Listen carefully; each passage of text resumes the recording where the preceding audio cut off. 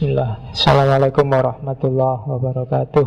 Allahumma sholli wa sallim wa barik ala habibina wa syafi'ina sayyidina wa maulana Muhammadin wa ala alihi wa ashabihi wa ala manittaba'a huda ila yaumil qiyamah. Amma ba'du.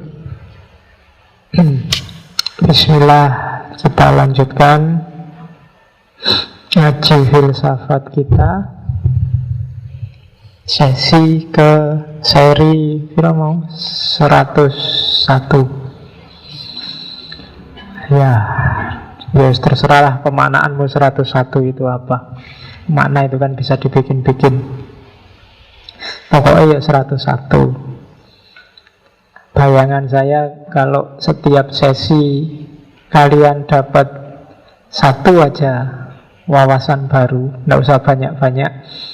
Dari misalnya sekali ngaji 15 slide, dari 15 itu satu slide aja, dari satu slide itu sak baris dok, sak poin aja.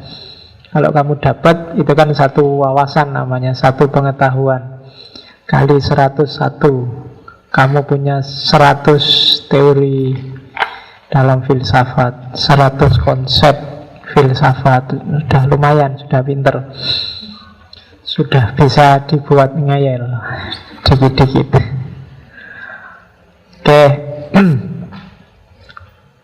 Cuma saya tidak tahu ya, kalau bagi yang jeli membaca sejarah filsafat, kadang-kadang berpikir jernih itu sering tidak mendapat tempat.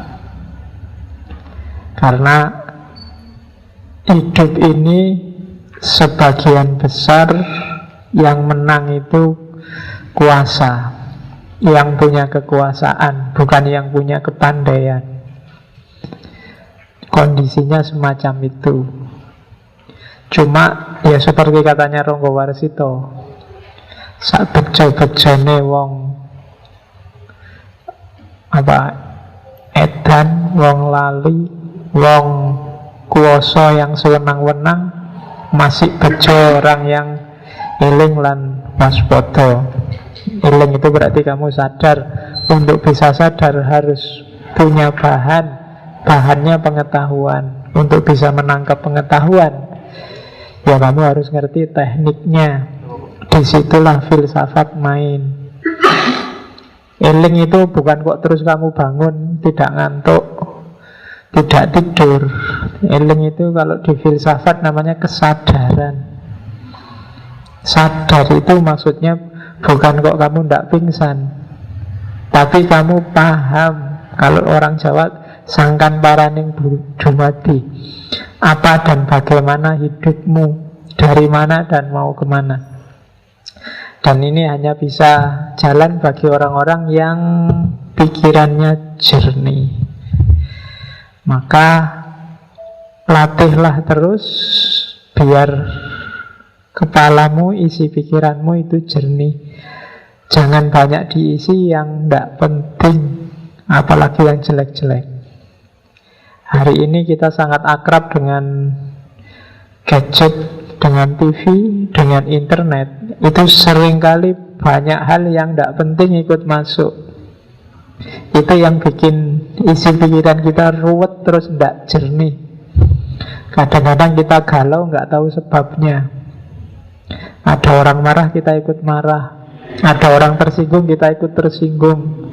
Itu yang menurut saya buang-buang energi, semakin jauh dari pencerahan. Nah, maka mulai sekarang latihan sendiri memfilter. Karena ada hadisnya itu kan, min khairi husnil mar'i tarkuhu ma la ya'ni. Di antara hal terbaik yang bisa dilakukan manusia, seseorang, adalah meninggalkan apa yang bukan urusannya, tidak ada hubungannya sama dia. Dan itu berat, karena usil itu kan mengasihkan. Tidak ada hubungannya, toh kamu ikut komentar juga. Setiap postingan kamu komentari, setiap status kamu komentari, dan akhirnya mungkin bukan urusanmu, kamu ikut-ikutan. Ya mungkin alasanmu sekarang itu kan kepedulian, Pak. Ya bisa kepedulian, bisa kurang gawean. Ya, kamu harus pintar membedakan mana itu kepedulian, mana itu kurang gawean. Oke, ya misalnya tadi malam ada di TV One itu ILC debat tentang LGBT. Paginya sampai siang saya sibuk denger orang komentari acaranya TV One tentang LGBT. Dan itu bikin capek menurut saya. Ya kalau yang di TV One diundang dibayar. Kalau kamu yang diskusi, siapa yang mau bayar, siapa yang mau dengerin. Sebagus apapun pikiranmu, ya siapa yang mau ngikutin. Nah, sebenarnya akan lebih cerdas kalau peranmu tidak di situ, ya kamu serap aja, kamu ambil pelajaran, kamu ambil sisi di mana kamu bisa ngambil manfaat dari wacana yang berkembang. Tanpa harus kamu sibuk gegeran sendiri, yang pro sama yang kontra, padahal tidak ada yang bayar. Oke, itu menghadapi hari ini ya. Kita lanjutkan ngajinya.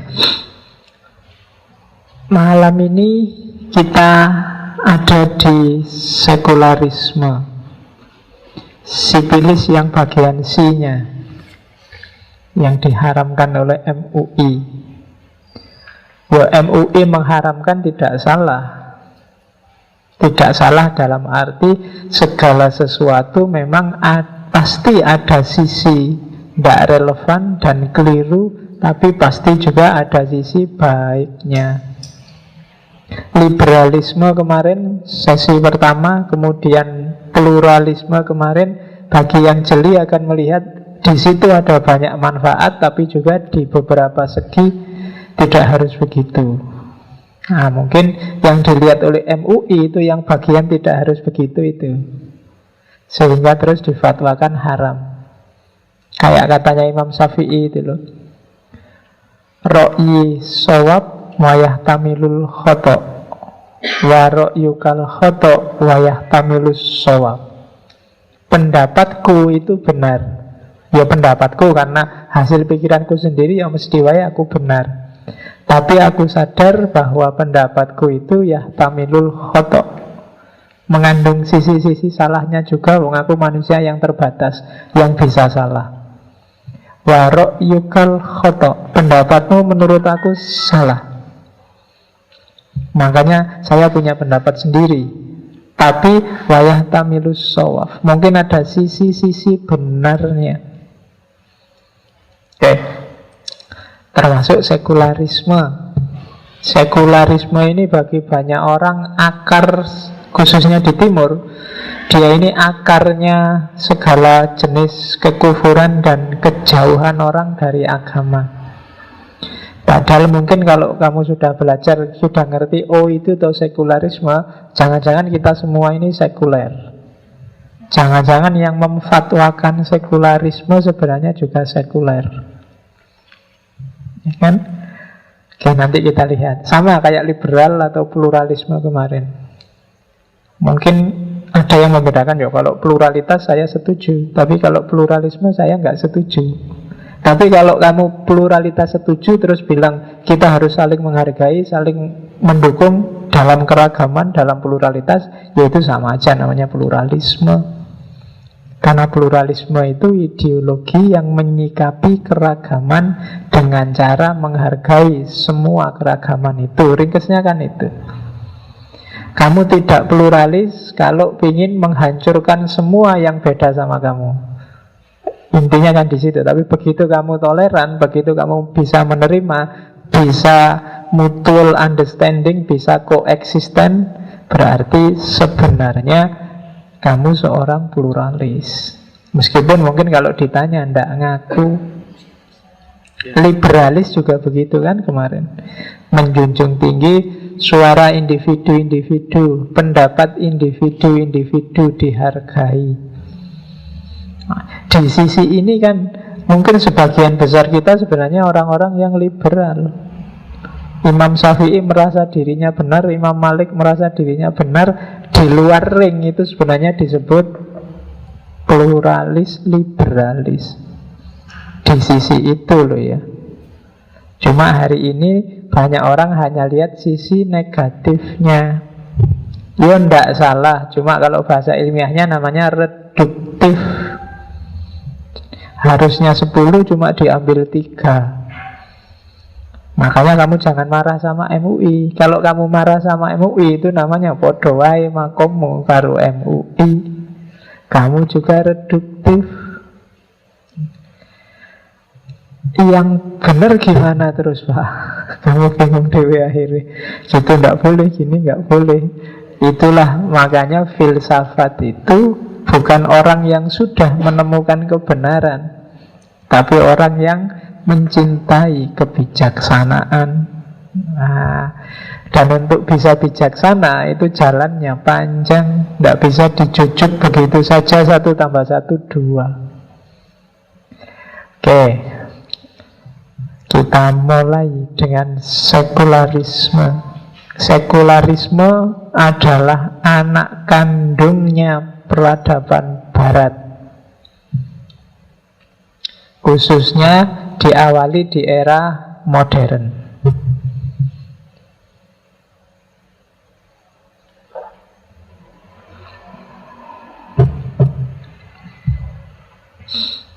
Jadi kalau saya ngomong Barat, ini pengantarnya sedikit. Saya tidak tahu teman-teman ngerti apa enggak tiap hari ngomong Barat, Timur, Barat, Islam, janjane Barat iki apa toh? Jawa Barat apa ya masuk Barat, Sumatera Barat apa ya masuk Barat, yang namanya selalu begitu. Kalau di tempat saya orang naik haji itu berangkat ke Barat. Sun Gokong ngambil kitab suci ke Barat. Ya, cuma hari ini kalau ngomong Barat itu sebenarnya sebuah konstruksi peradaban yang isinya itu. Jadi mix antara peradaban Barat itu Yunani kuno dalam aspek filsafat, epistemologi, dan dasar-dasar berpikirnya. Jadi mewarisi Sokrates, Plato, Aristoteles, dan kawan-kawan. Cara berpikir idealis, realis, dan yang sejenis itu. Cara mikirnya orang Barat, basis awalnya itu Yunani kuno. Dari sisi akalnya, otaknya. Keimanannya itu variabelnya 2, Yahudi dan Kristen. Barat tidak identik dengan Kristen, tidak identik dengan Yahudi. Tapi peradaban Barat dalam aspek kepercayaan pada yang supranatural, pada ketuhanan, itu coraknya Yahudi dan Kristen dengan segala variabelnya. Terus aspek hukum legal kenegaraannya itu gayanya adalah gaya Roma, bukan AS Roma loh ya. Saya tidak tahu nanti kuat tidak melawan Madrid. Iya, ya apa-apa lah. Totalan apa ya? Oke, jadi Roma, dari Roma, ya kekaisaran Romawi itu diambil hukum dan kenegaraannya. Jadi Eropa Barat itu mewarisi Romawi. Jadi kalau Belanda ke Indonesia membawa KUHP perdata pidana, itu sebenarnya basis awalnya itu hukum tata negara Romawi pada zamannya. Meskipun sebenarnya banyak khazanah lokal yang nuansa hukum dan kenegaraannya juga kuat. Misalnya Majapahit. Majapahit itu punya kitab undang-undang sendiri yang khas Jawa, khas Nusantara. Cuma nggak dipakai karena kita lama dijajah oleh Belanda. Oke, jadi aspek hukum kenegaraannya Romawi gayanya. Kemudian mentalitasnya itu mix antara Latin, Jerman, Celtic, Nordik. Saya tidak tahu kalian pernah dengar istilah-istilah ini enggak ya? Latin, kalau kamu ngertinya Latin itu kan huruf. Huruf Latin yang nulisnya disambung-sambung itu. Latin itu bahasa kuno. Latin itu kayak kalau di kita Sanskerta. Sanskerta itu kan bahasa yang sudah mati tapi turunannya banyak. Misalnya bahasa Urdu, bahasa Jawa, bahasa Palawa itu kan dulu dari Latin. Nah, kalau Barat, Latin itu nanti diwarisi bahasanya yang sudah mati, diwarisi jadi bahasa Spanyol, bahasa Portugis, bahasa Itali. Itu mewarisi Latin. Jadi wilayah Latin itu. Termasuk kalau kalian dengar Amerika Latin. Amerika Latin itu daerah Amerika Selatan. Kenapa disebut Amerika Latin? Karena dulu dijajah oleh negara-negara yang berbahasa, mewarisi bahasa Latin ini. Dijajah Spanyol, dijajah Portugal. Brasil misalnya, Brasil itu dijajah Portugis. Argentina dijajah Spanyol. Bahasanya akan mirip-mirip mewarisi Latin, maka disebut Amerika Latin. Jadi itu Latin. Kalau Jerman jelas. Kalau Celtic biasanya ditulis pakai huruf C, Celtic. Yang suka klub sepak bola mesti kenal dengan Celtic. Ya, Celtic itu sebenarnya awalnya nama suku, nama budaya. Ada orang-orang yang disebut orang-orang Celtic dengan bahasanya sendiri, dengan mode budayanya sendiri. Yang termasuk Celtic itu misalnya Wales, Irlandia, Inggris, itu masuk Celtic. Kalau Nordik itu sama, sebuah klaster budaya juga. Yang termasuk Nordik itu antara lain Denmark, Islandia, Finlandia. Itu sebenarnya sisanya Eropa itu Latin, Jerman, Celtic, Nordik, yang mewariskan jiwa-jiwa independen yang melahirkan liberalisme, progres, sains dan kawan-kawan. Pusatnya kalau awal-awal Renaissance itu kan ada di Itali. Jadi kalau ngomong Barat itu sebenarnya mix empat hal itu: Yahudi Kristen, Yunani kuno, Romawi, sama Latin, Jerman, Celtic, Nordik. Dari situ nanti lahir peradaban, namanya peradaban Barat. Jadi Jawa Barat, Sumatera Barat tidak termasuk. Termasuk kalau kamu ngambil kitab suci di Barat. Ya, ngambil kitab suci di Barat maksudnya India. Kalau hitungannya dari Cina. Karena kitab sucinya Cina yang tahu Konghucu itu kan nanti pengaruh Indianya kuat. Hampir semua tradisi spiritual itu lahirnya di India. Bahkan Indonesia ini dulu kan sebenarnya secara geografis sebelum mungkin terjadi pecah pulau-pulau, mungkin menyatu dengan Asia, masuk negara bagian dari India. Makanya dulu disebut Hindia Belanda, daerah India yang dijajah oleh Belanda. Oke, ilmu kayak gini ya ketemunya di geografi. Ya, tapi ya bukan berarti yang filsafat nggak perlu tahu, karena filsafat itu harus ada kakinya. Filsafat itu mungkin dunia abstrak, langit, tapi kakinya kan harus di bumi. Kalau filsafatmu hanya di kepala, itulah yang bikin filsafat susah dipahami, karena nggak nyambung sama realitas hidupmu. Banyak orang tanya, gimana sih Pak bikin filsafat itu mudah? Caranya gampang, kasih kaki ke bumi, jangan cuma di langit. Kalau kamu belajar filsafat itu hanya di buku, terus kamu puyeng menghafalkan teori-teori, nggak ada relevansinya sama kehidupanmu, ya setelah baca buku, bukunya ditutup, ya pemahamanmu hilang. Tapi kalau kamu kasih kaki, bahwa dia harus jalan di muka bumi, relevansinya sama hidupmu apa, hubungannya sama kenyataan sehari-hari di mana, itu akan lebih bikin filsafat mudah dipahami.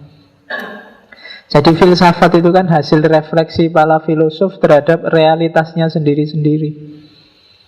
Dan realitas para filosof itu tidak akan jauh beda sama realitasmu. Wong kita ada di bawah matahari yang sama. Maka pahamilah relevansi. Teori macam-macam yang kita kaji tiap malam Kamis itu sebenarnya nyambung saja sama hidupmu. Tinggal kamu nyari tarikan-tarikannya. Oke, jadi itu. Ini peradaban barat yang jadi ibu kandungnya sekularisme. Nah, kayak gimana sih kok bisa melahirkan sekularisme? Yang pertama tadi, misalnya pengaruh Yunani kuno.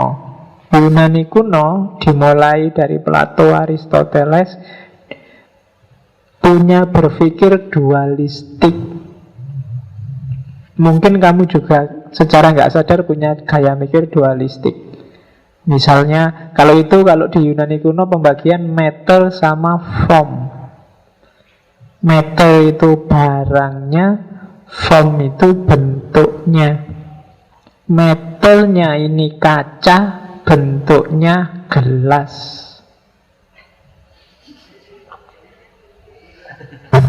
Isinya teh. Ya. Jadi itu mikirnya dua. Itu nanti imbasnya kalian menganggap manusia juga dua dimensi, jasmani, rohani. Laki-laki, perempuan juga dua. Meskipun sekarang ada tambahan 4. Jadi lo ya kan, tambahan L, G, B, T. Jadi besok kalau ngisi riwayat hidup itu L strip P, strip L lagi, terus strip G, terus P, terus T. Enggak cuma 2 sekarang. Jadi metal sama form itu berarti segala sesuatu dilihat di 2 dimensi ini. Dan biasanya terusannya, kalau form itu sifatnya abadi, tidak berubah-ubah. Kalau matter berubah-ubah. Contohnya, di kepalamu ada ide tentang gelas. Ide tentang gelas ini ajak, tidak berubah-ubah. Yang berubah-ubah apa? Bentuk gelas. Modelnya kayak gini, atau modelnya kayak yang kalian pegang itu kan sama-sama disebut gelas. Padahal jelas beda loh ya, kok kamu sebut gelas? Karena di kepalamu ada ide tentang gelas. Ini dunia idenya Plato. Jadi dunia ide itu sifatnya abadi. Beda sama dunia nyata, dunia metal, dunia benda. Ini baju, yang kalian pakai juga baju. Sama-sama disebut baju padahal jelas beda bentuknya. Kenapa? Karena di kepala kita ada ide tentang baju. Manusia misalnya, ada yang cakep, ada yang jelek, ada yang setengah jelek. Ya kan? Ya contohnya ngono. Tapi kan sama-sama disebut manusia. Aku yang menungso, aku ya kok pada menungsone wae kan gitu, kalian selalu gitu. Nah, itu ide tentang manusia itu formnya, meternya ya yang kita lihat sehari-hari. Dan ini warisannya Yunani kuno. Jadi realitas yang sejati kalau katanya Plato, justru yang hakiki itu yang ada di kepala, yang tidak berubah-ubah. Kalau ekspresinya, meternya, barangnya itu pasti berubah-ubah, ganti-ganti. Ada orang cacat misalnya, tapi kan tetap kita sebut manusia. Ada kuda kakinya 1 karena mungkin habis kecelakaan, tetap kita sebut manusia kan. Kuda kan, sebut manusia kewalik. Jadi ada form, ada matter. Ini warisan Yunani. Ya kelihatannya benar sih, simple sih. Kamu menggambarkan dalam hidupmu langsung bisa ditangkap. Cuma jangan salah, ini implikasinya panjang. Begitu masuk ke dalam agama, imbasnya muncul ada wilayah sakral, ada wilayah profan. Ada yang suci, ada yang duniawi, tidak suci. Jadi begitu berhubungan sama agama, segala sesuatu kan kalian pecah jadi 2 ini. Kalau masjid ini sakral, kamu jangan macam-macam di masjid.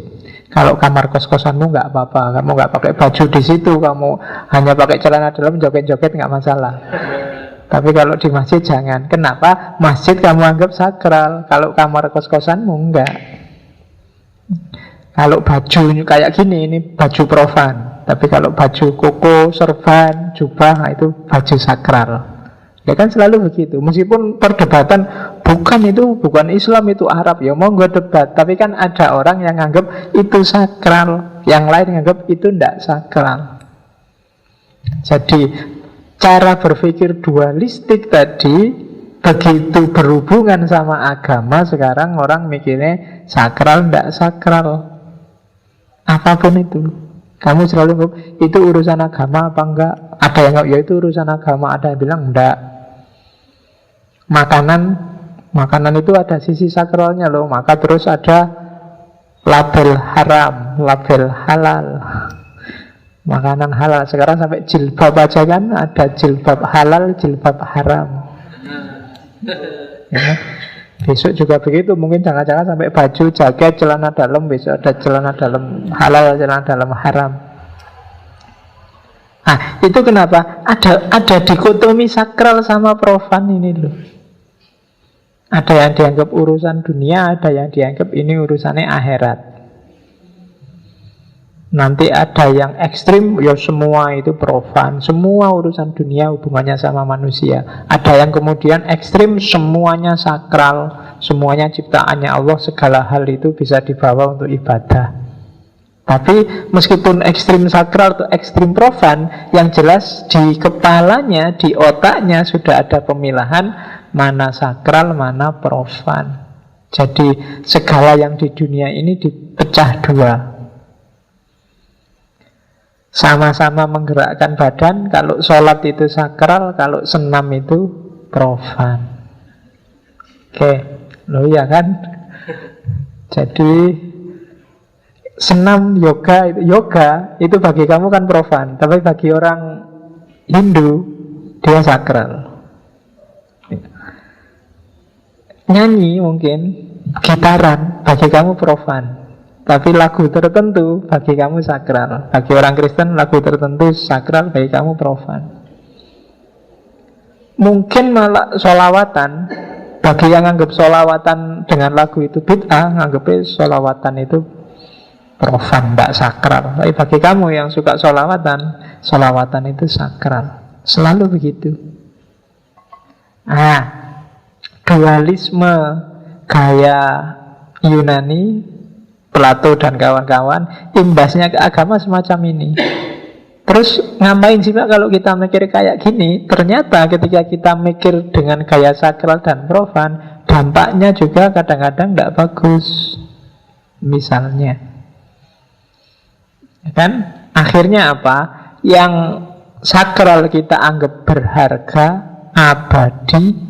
Sakral itu suci, tidak boleh macam-macam, harus kita jaga benar. Yang profan itu sifatnya duniawi, temporer, urusan kita manusia. Dan begitu dikasih contoh lagi, ternyata yang sakral spiritual tadi urusannya berhubungan sama masjid, sama kiai, sama dan lain-lain. Sementara situ tak kasih contoh kayak tadi, kamar kosmu, sekolahan, puskesmas, pasar, mall, itu kan bagi kamu profan. Bagi kamu, profan itu nama lainnya sekuler, duniawi, dunia akhirat. Kalau kamu tak tanya masjid sama mall, mana dunia, mana akhirat? Oh, kalau masjid itu akhirat Pak, kalau mall itu dunia. Kalau tank top itu dunia, kalau jilbab itu akhirat. Kalau sarung itu akhirat, kalau jin itu dunia, kan gitu mikirnya terusan. Itu kalau model itu sih enak, tapi kalau terus puskesmas itu dunia, ya kan? Kalau alternatif ruqyah itu akhirat. Oh, itu tadi ngono akhirnya. Jadi yang ngusir jin sambil ngotong, wow, itu akhirat. Cuma kalau suntik, kemudian minum obat, itu dunia, puskesmas. Nah, itu dampaknya nanti ke situ. Kalau kalian punya gaya mikir semacam itu, sadar atau tidak sadar sebenarnya kamu sudah sekuler. Itu loh. Jadi makanya tadi tak bilang jangan-jangan kita sebenarnya sekuler.